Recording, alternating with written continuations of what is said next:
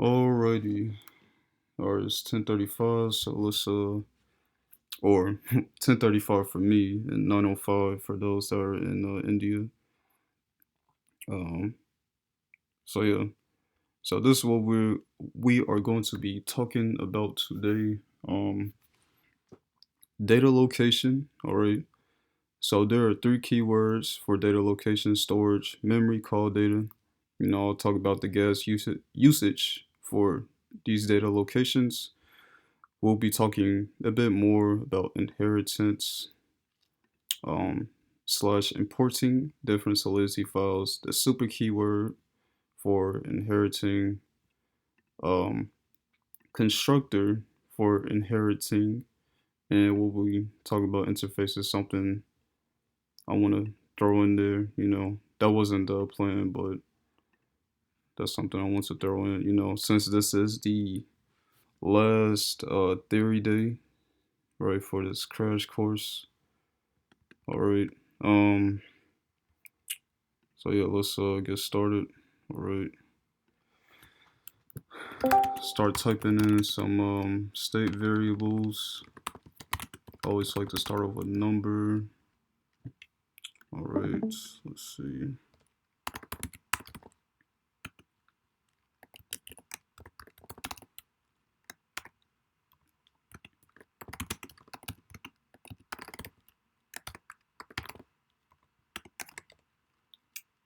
Let's see. Let's see.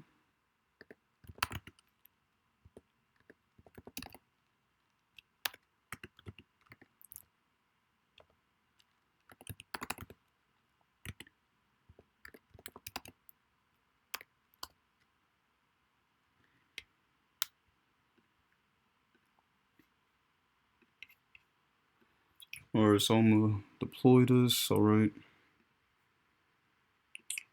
All right. So read number. All right. So as we know, we have so this function here, right, read number, all right, so the visibility is public. I have it as pure because we are not, using any state variables. This is all local variables, so that I'm returning a uint. So in this example, in this function, uint number 2, right, which equals 5, this is a local variable, all right? This is a temporary variable, right? And you this is default, but this is basically, oh snap. Okay, I guess it's gonna give out an error though, but in a way this is basically default. The default of this is memory. All right, so local variables, they are considered memory variables. All right, and memory variables are temporary. They use less gas and storage. All right, and yeah, we'll be getting more into it, but memory is really good when it comes to just reading data, or like just getting a temporary copy of like a storage data. All right, um let me show more of an example of memory. All right, let's do something like this. So read array, let's see, public view, we'll do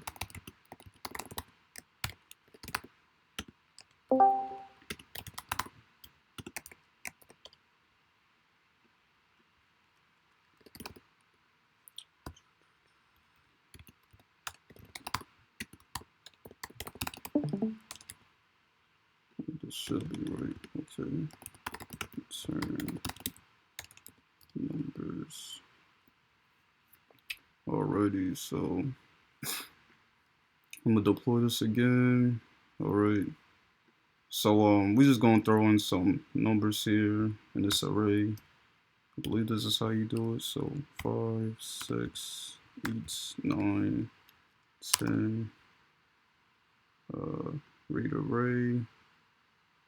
Alright, so basically all I really did, so I I basically made a temporary array into the parameters, right? Not just throwing some values, and all I'm doing is returning it. So for one, you can make an array inside a parameter, and two, when it comes to when it comes to parameters, you can use memory or call data inside parameters, right? Inside the parentheses, but you can't use storage. So if I do storage,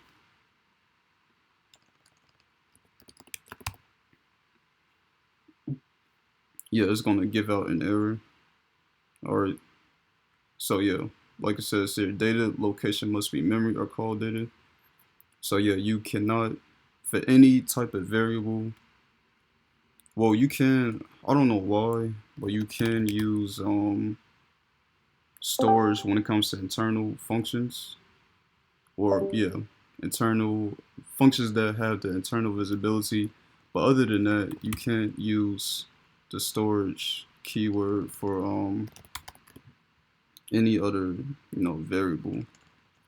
And once again, memory is really good when it comes to reading variables, or just making things temporary, or local variables act as memory. All right. So also I want to let's introduce call data. All right. So function read message public here returns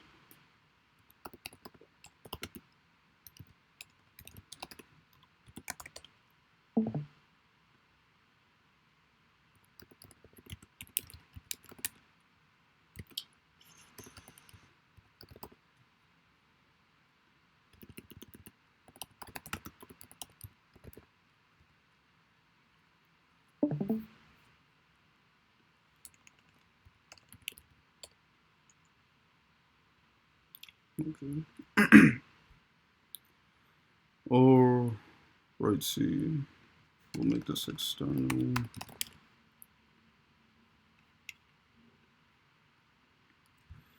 All right, so I'm gonna deploy this again. All right, so boom, and we'll just type in, I don't know, hello there.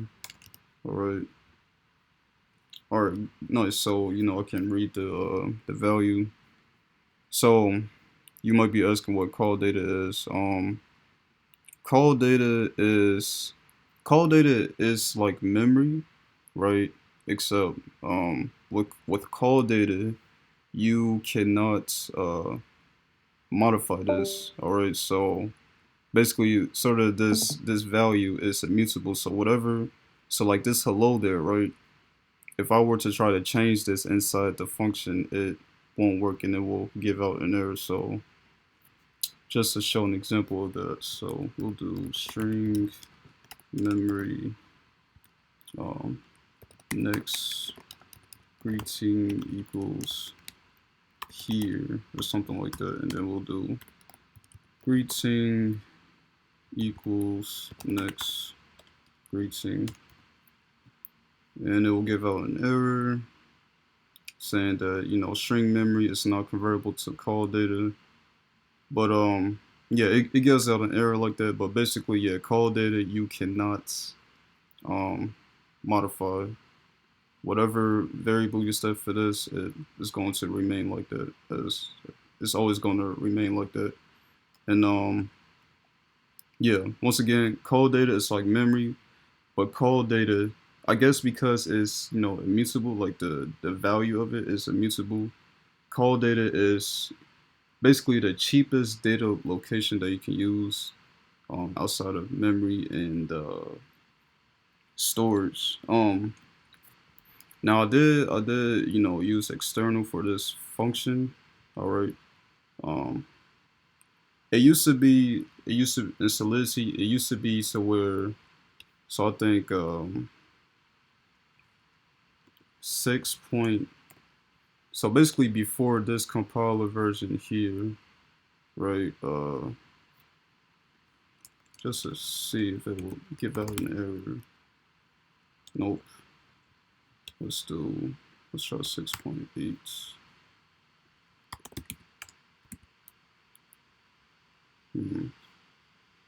Well, but anyways, it used to be so where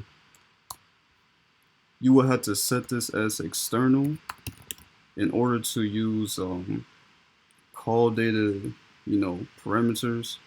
But now, Solidity has it to where you can set the function to any visibility and you can use call data as you please. I'm not really sure. I didn't read up too much as to why, that was the case, but yeah, that used to be a thing. All right. So yeah. Try to show more examples of data locations. All right. So I'm gonna make a struct. I'm gonna just name this person. So uint, we'll do string name, uint age. I don't know. We'll do string height or something like that. Alrighty, so let's see. Make person, alright, public. Let's see. I'll do something like this. Uint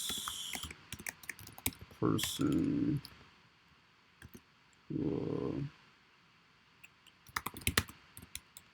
I don't know, I'll just name this current person or something like that.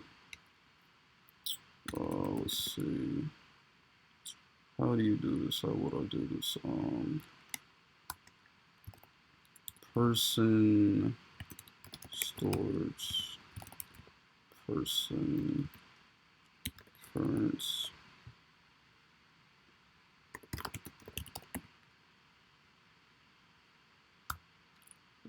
Let's see, index.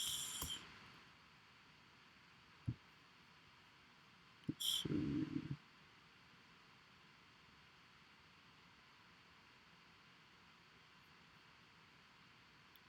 And I'm gonna keep writing out this function, then I'll explain it. So we'll do, oh yeah, let me set more parameters. So we'll do string memory name uint age string memory height.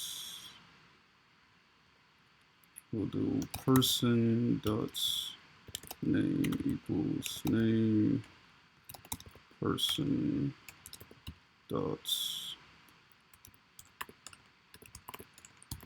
height equals height.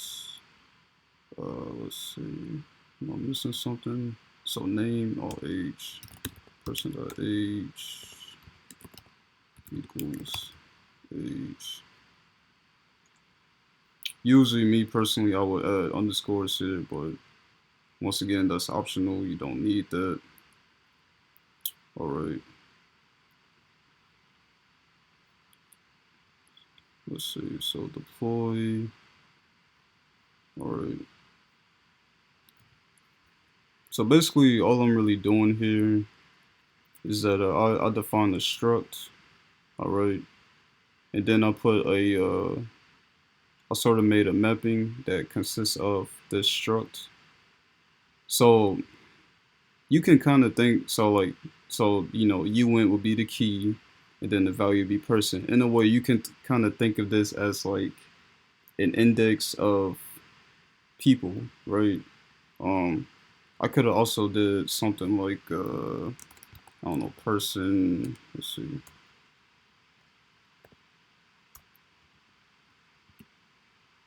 Public people. I could have also did something like that, but I use mapping here instead, I guess. So as we can see in this example, I am using the storage key value, right? So And the reason why I'm using storage here is this basically means that this will be stored on the blockchain. All right. In order for me to make, a new like index of a person, I have to, permanently store, right, that person in the sort of, this mapping. Um, so that's what storage is good for, right? You know, same thing with these state variables, right? You want to, they're good for storing things on the blockchain and making them permanent. Um, yeah, and then if I were to say if I want to read the person, right? So let's see.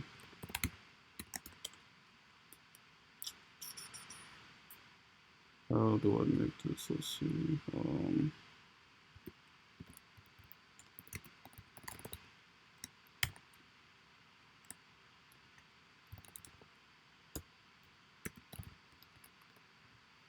Maybe this will work.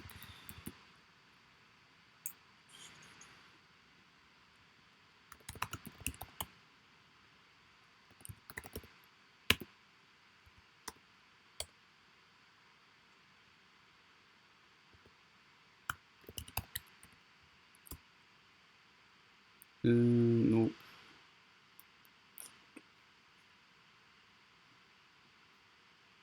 Okay, maybe I should do this.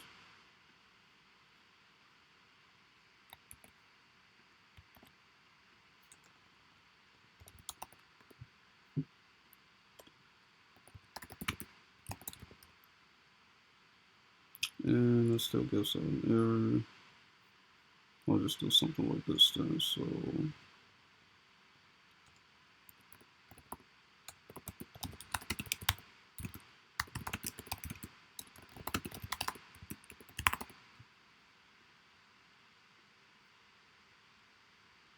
and let's see, turn person dot name, person dot age, person dot height.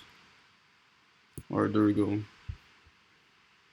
So I'm gonna do an example of this. So I'm gonna make a person. I'm gonna, I guess, make myself. So so the index is 0. All right. So put in my name, my age. I don't know. I'm just putting a random height. That was just a random little variable I made. So transacts. All right. And then let's see. Say if I want to read the index that I just made, 0, boom. And as you can see, it returns my values. All right. And yeah, so as you can see in this, in this function, right, I use memory. And once again, memory is really good if you just want to, just have a temporary, memory. It acts as a reference, and you want to use memory a lot when you just want to, read values from like a complex struct or like a mapping or an array. I'm gonna show one last example of using memory. All right, and then we're gonna move on to like inheritance. So let's see, public.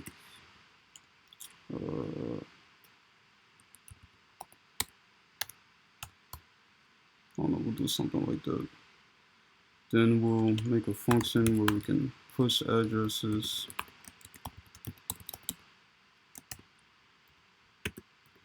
Public.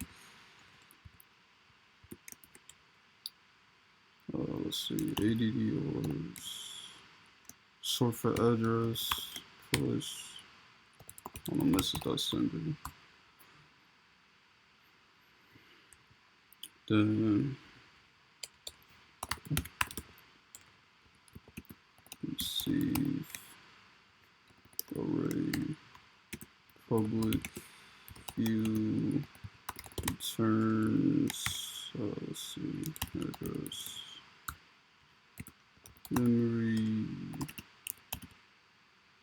let's see, return.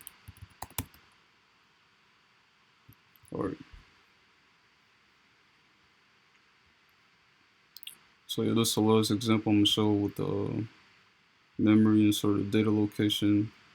So who's gonna push in addresses, right? So push in that address,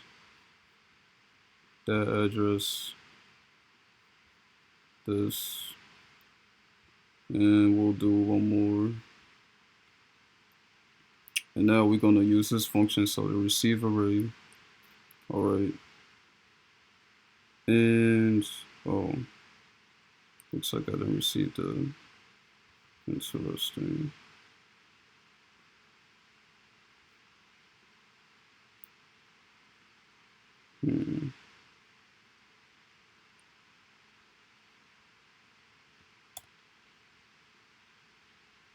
Oh snap! Hold on. Let me let me get my charger real quick before this thing turns off.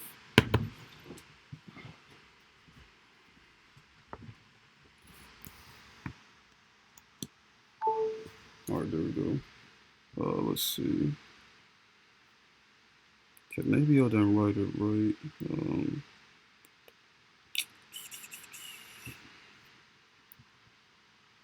Let's see. Maybe this will work. So memory ADD address equals new address. Let's see.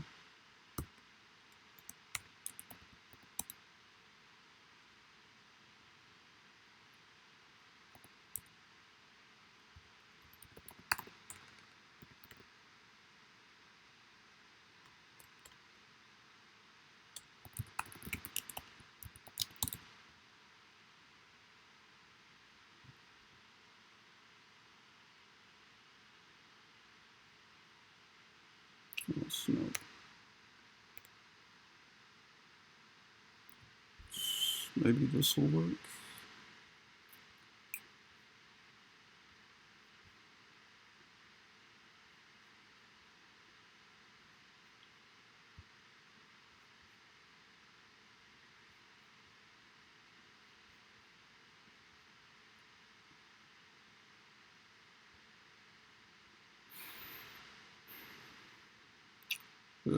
That's weird.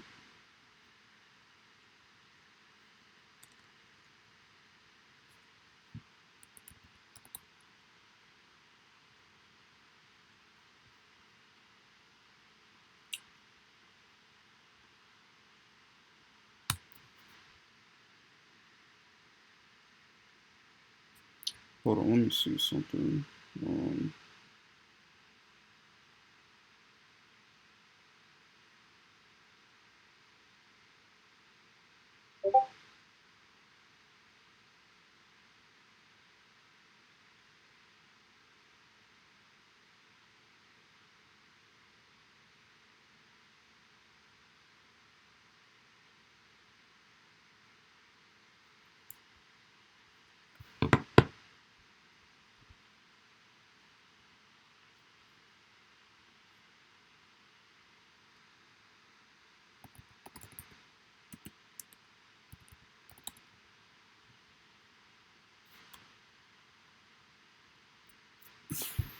Alright, well, I'm not going to spend too much time on this, but basically, this is supposed to return all of the values inside this address array. And once again, I am using the keyword memory. Alright, and once again, you want to use memory. A lot of times you want to use memory so that you are, you know, just reading information from the blockchain, I would say. So yeah, those are, brief examples of, using data storage. All right. So now let's get into like inheriting and all of that. Let's see. So I'm gonna make a new file.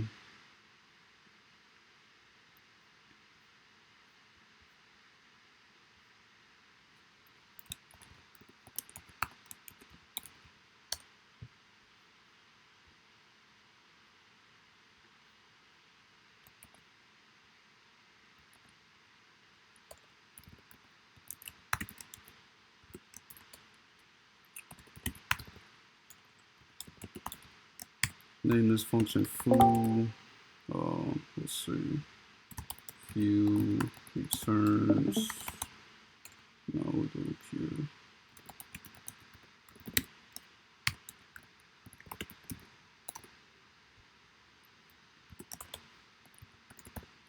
Let's see. Return. Hello there. Let's see.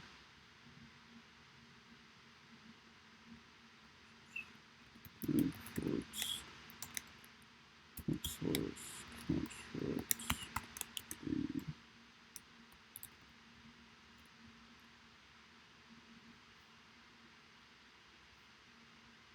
Do is contracts.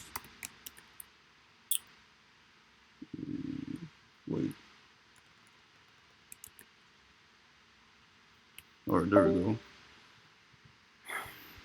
All right, so as you can see, I created this contract here, right? So it's named contract A, simple name, all right. And what you can do, so when when you have contracts in separate files, say you want to say there's a contract, that you want to inherit that's from a different file, right? So you can use this keyword import, right? This is very similar to other languages, all right? So import quotation marks, and then you have this dot slash, right, to show like the path, all right, the folder path, and then you just put in the name of the that file. In this case, it would be contract a dot sol, and then of course you put it the semicolon because this is Solidity statically typed. Of course it would give out an error if I didn't do that. So yeah, there's that. All right. That's a very simple example of using import, and just to show me using a function from contract A, so return this message public string memory. We'll do a dot. This should work. And yeah, if we deploy this, so data storage. Let's see. Return this message. Where is it?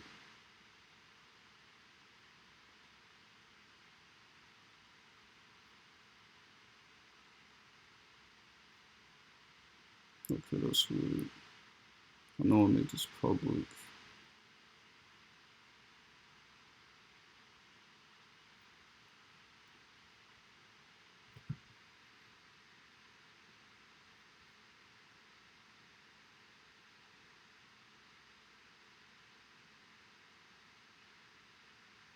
Oh, here it is. I'm blind. Alright.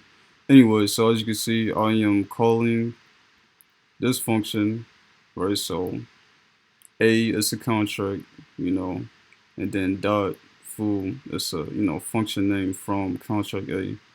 And yeah, as you can see, once again, I imported contract A and I inherited A, right? I inherited the contract A from the file contract A.so, and I am, you know, using the keyword is or whatnot to, access that contract, if that makes sense. So yeah, that's a very simple example of importing. Yeah, before I go any further, does anybody have any questions? LJ, I had a question. Yeah. Uh, what, like, when do you use inheritance, and when do you use an interface, like use cases of it? Oh, interface. Yeah, like interface is also the same thing, right? That we write an interface and we use the functions in the contract. So, like, what is the difference between inheritance and interface then? Um. Well, we will be talking about interfaces. I mean, I guess I could kind of talk about it now. I'll give out a brief explanation of it, but an interface is when you basically take a contract, right, that's already deployed on the blockchain, and you kind of you create an interface for it, and an interface is when you want to use certain functions, certain data types from that contract address, right? Um, yeah. Once again, I am talking about interfaces today, and I'll get more to what interfaces do. But for now, I want to continue explaining inheritance or whatnot. So yeah, we'll get to that in a bit. So Yeah, yeah, okay, sure. yep. So all right. As far as uh me further explaining inheritance, I'm gonna go to this contract here. So we'll do I'm gonna use a virtual keyword and you'll see why. So we'll do this. Let's see. Let's see.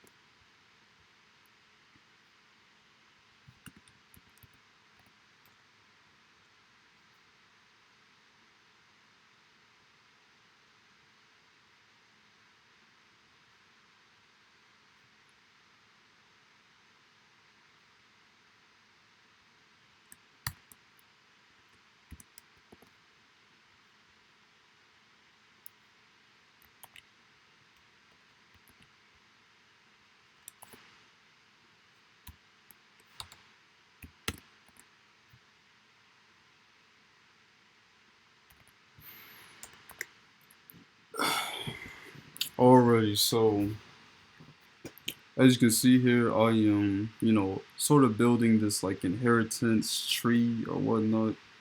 So first you have contract A, then I have contract B is A, and contract C is A, B, and etc.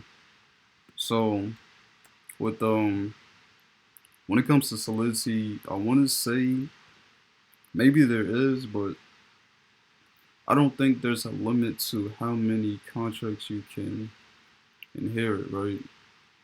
But when you inherit contract after contract, it has to, it has to be in order from the least derived to the most derived, all right? So yeah, we'll use this one as an example. Say if I were to try to do B then C first, all right? So it's gonna give out an error. Yeah, definition of base has to proceed. Definition of derived contract. So yeah, in this case, oh snap, I did. Um, let's,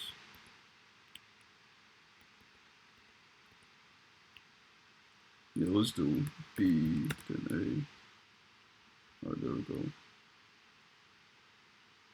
Yeah, linear yeah, of inheritance graph is impossible. So basically, what that means is that I'm trying to inherit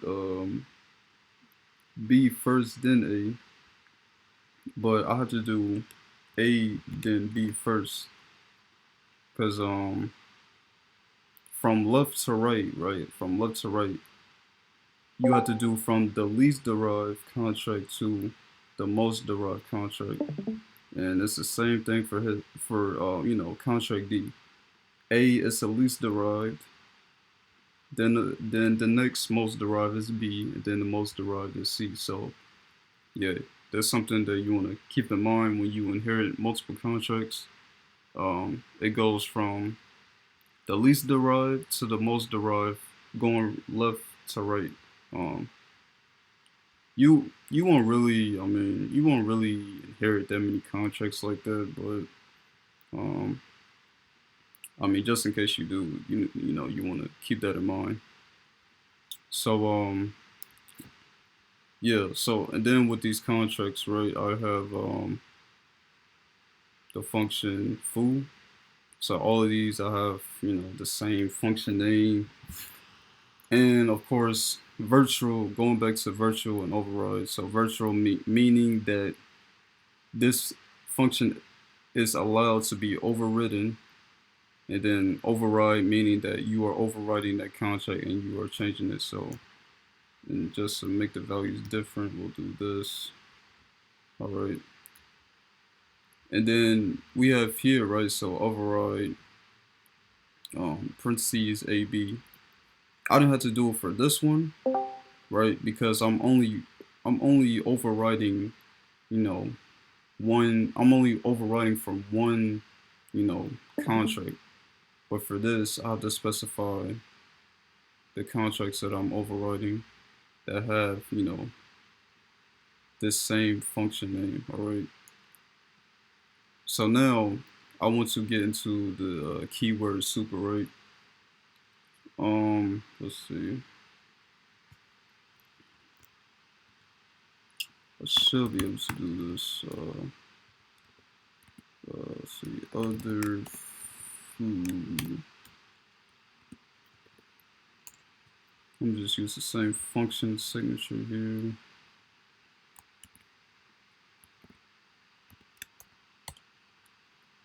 Let's see. We'll do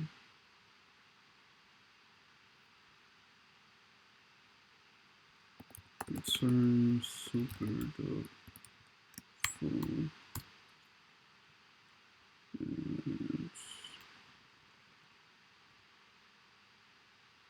All right, there we go. And we'll do another one here. See.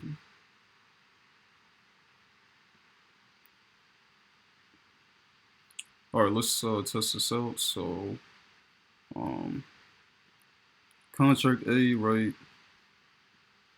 It's just one function here, right? So, hello there, right? That's obvious, right? But now if we go to contract B, let's see. So deploy. So foo, right? Of course, this is going to return, you know, hello there from, this contract, right? Because this overrid, the function from here. But say if we call this function, right? So we'll do that. All right. So as you can see, this is returning the same value as from up here. Basically, what the super keyword does, it basically calls that function from the previous, from the next derived contract. I don't even know if I'm saying that right, but in this case, right, we are, the last derived contract is A. So this super keyword it's actually calling this function here. All right. And just to show that again with contract C, we're gonna deploy this. Boom. Once again, contract C, right? I'm calling this right because this is its own function, right, in contract C. But if I do this, this is calling hello there too. So yeah, this is super.foo, right? The function other foo too. This is calling uh this function here. So yeah, once again, the super keyword, it calls the function from like the last in this case it's calling the function from this contract. And then if I were to do it again here, right, super.foo, it'll be calling the foo contract or the foo function from contract C. Alright, so that's what the yeah, so that's what the super keyword does, right? You're calling that function from the the last most direct contract, and I believe you only really use this keyword when you are using that same when every contract that you inherit has those same function names. All right, so there's that. um let's see. All right, so I'll explain data locations a bit, inheritance, super keyword. All right, now we're gonna get into interfaces. All right, let's see. How should I do this?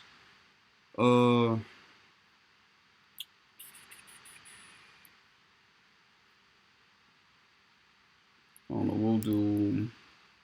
I'm gonna make another contract here, so we'll do.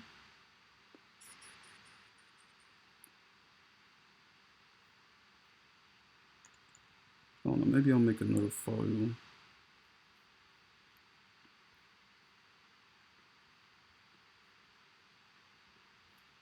Use interface.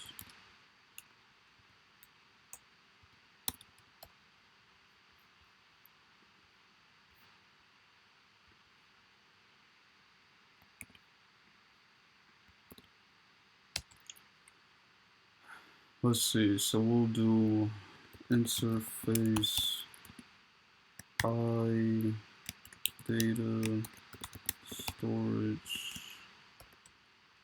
in. All right. So we'll do function. Let's see. We'll do 3 functions. So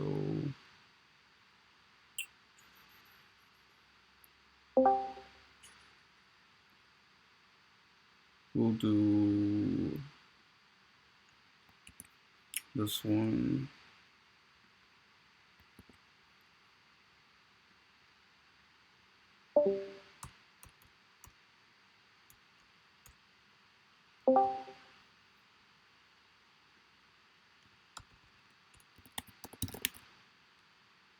There we go. We'll do another function. Let's see.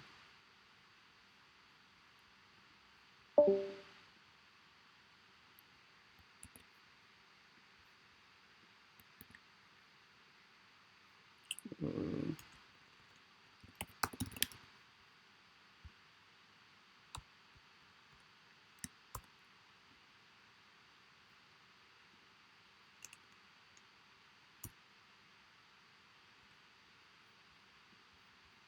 all right, then we'll pick this last one.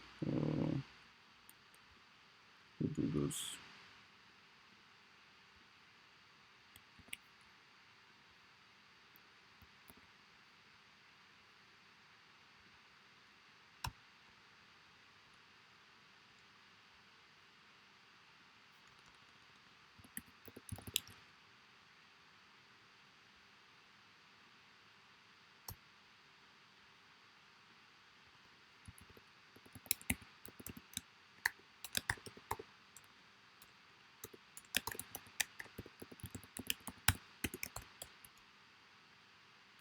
And we'll do constructor. Oh, dang, I forgot to show constructor for inheriting. I'll try to do that if I get the chance. But let's see. We'll do address, um, data storage.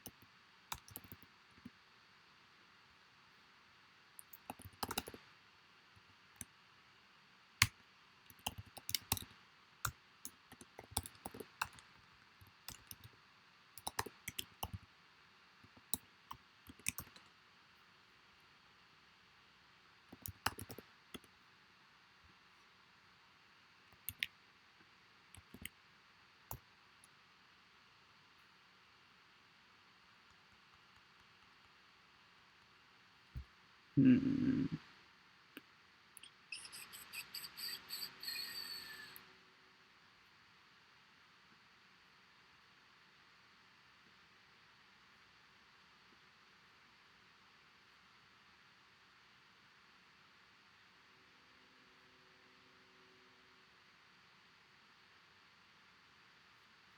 Wonder if I'm doing this right.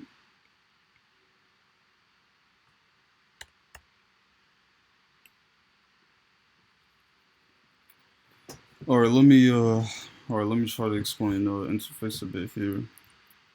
Sorry if I wasn't saying anything for a bit, but so here, right, we have this contract data storage, right? So as you can see, it has it's like a state variable, a struct mapping, all these functions, etc. Right? And then what I did is that I made an interface for that data storage contract, right? So let's see, let's go here,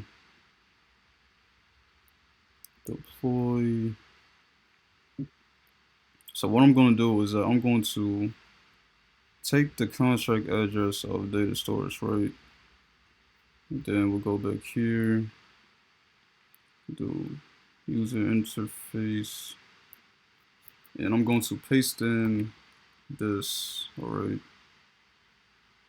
So once again, this is the contract address of data storage, deploy,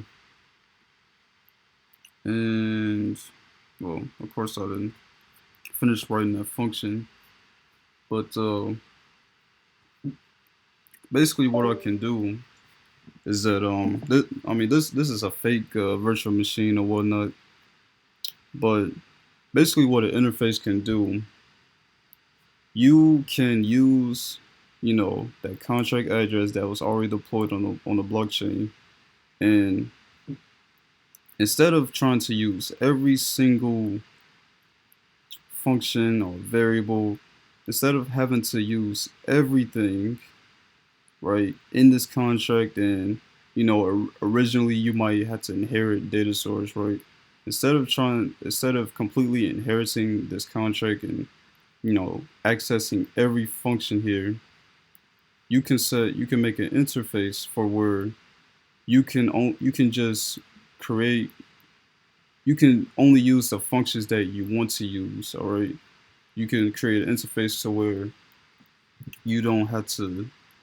Yeah, you could only use the functions that you want to, that you need from that, contract, that smart contract that was already deployed on the blockchain, and um, you will have to get that contract address or whatnot from the blockchain. And a way, I'm probably doing something wrong, but to use like the way you would do it, it would be something like I data storage. So this is the name of the interface that I did.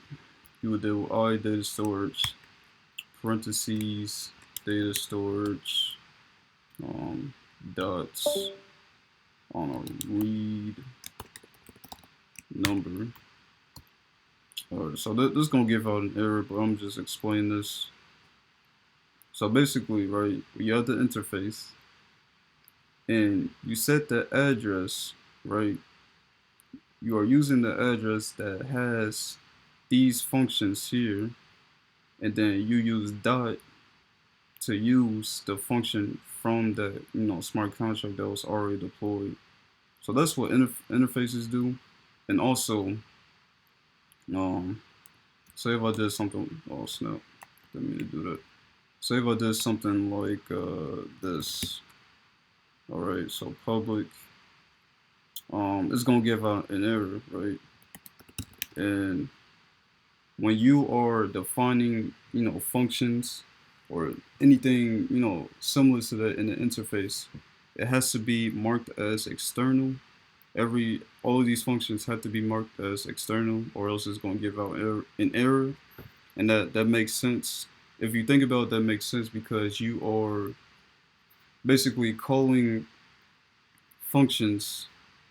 You are calling from an outside, contract. You are calling functions outside of your contract. In this case, use interface. We are calling functions outside of this contract. So yeah, when it comes to defining functions inside the interface, you want to define, or you want to mark the visibility as external, or else it's gonna give out an error.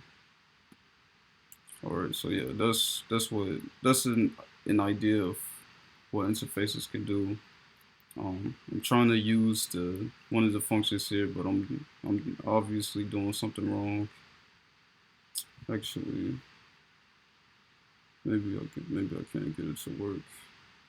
Uh, hmm, let's see. We'll do. Maybe I could use read number. I don't know. Maybe I can get this to work.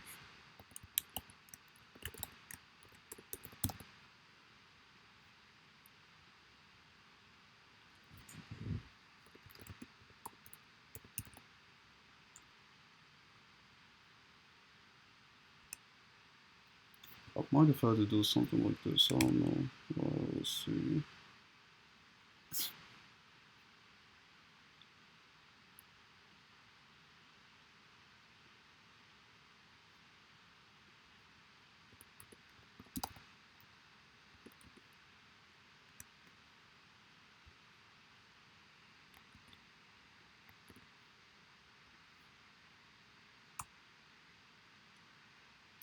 And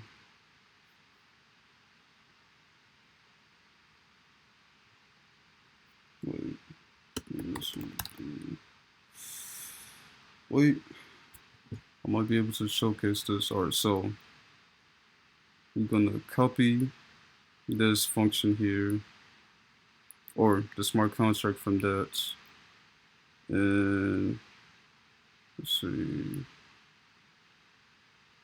So we're gonna put in the contract address of the deploy, and boom. All right, there we go. I actually got something working. So yeah, once again, I am using the. So yeah, once again, I had to use the contract address of data storage, right?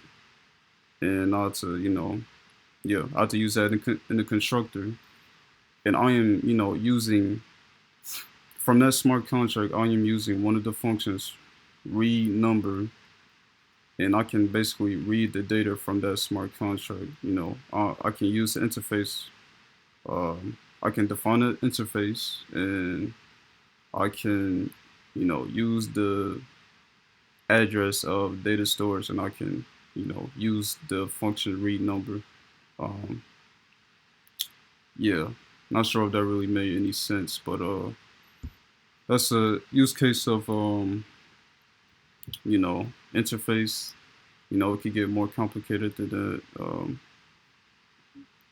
Interfaces are a bit, they're not advanced, but they're sort of outside of the basics in a way.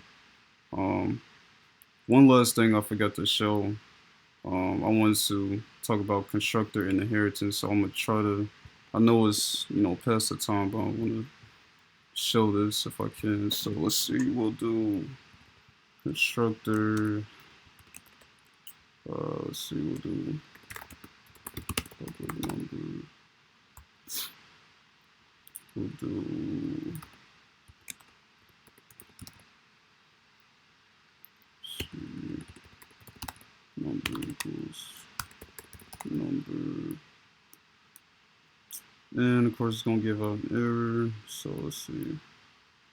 Constructor. Let's see. And a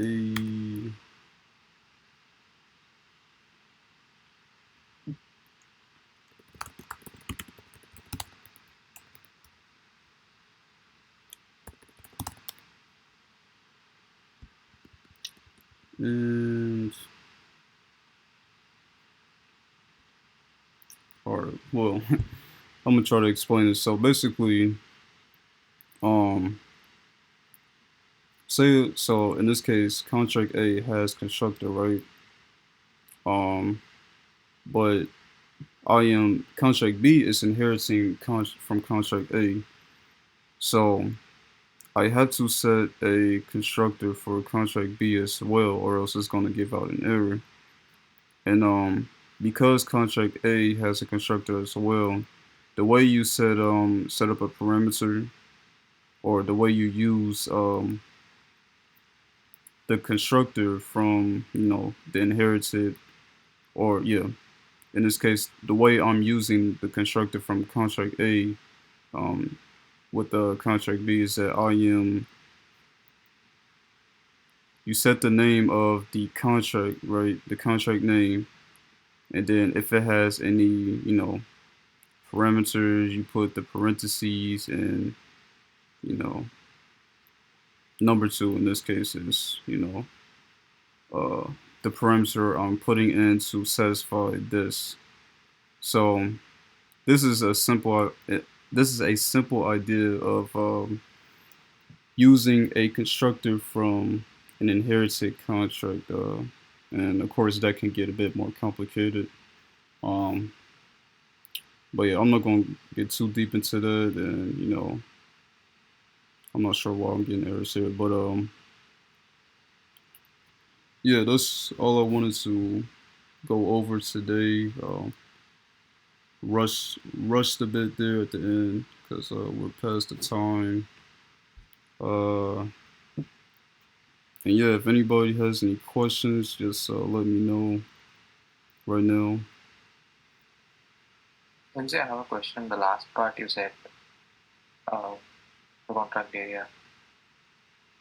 If a base class constructor is having, let's say, 3 arguments, and if we are inheriting in our child contract, do we have to pass all the 3 parameters in the B contract, or it's just optional? Well, let's test it out. I know the answer to that, but yeah, let's test that out. Uh, let's see. I don't know. Address, or we'll do hello we'll do that should work. Yeah. So the answer to that is yes. If you whatever parameters, yeah, you have to meet that parameter requirement. So if you put in three variables inside the parentheses, you have to do the same thing when you are inheriting that constructor from the other contract. So yeah. So yes, to answer your question, yes, you have to do that. Okay, got it. Thanks. All right, no problem. Um, yeah. So does anybody else have any questions? Anything you confused about? Maybe I can try to explain it better.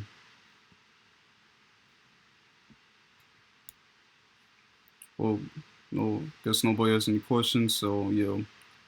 Once again, we went over data locations. You know a bit about the gas used for those data locations, inheritance, importing, super keyword, using constructors, using constructor with inheriting and interfaces. So yep, I'm gonna stop sharing my screen now. All right. Um, and tomorrow, so yeah, this is. I mean, unless we plan out more in the future, this is basically the last theory day for this session, this pair programming session. I tried to add a bit more in there since it's the last day or whatnot. Tomorrow we will be not sure what's here, what's in here, but anyways, we'll tomorrow we'll be doing our last sort of Solidity project. I believe it's a ERC20 faucet, like a token faucet. So that'll be pretty interesting. But yeah, I mean, that's all I really have for today. And if nobody else has any questions, then yeah, I will see you tomorrow. Thank you very much. Yeah, no problem. Thank you. No problem. Hopefully, things made sense. So, yep.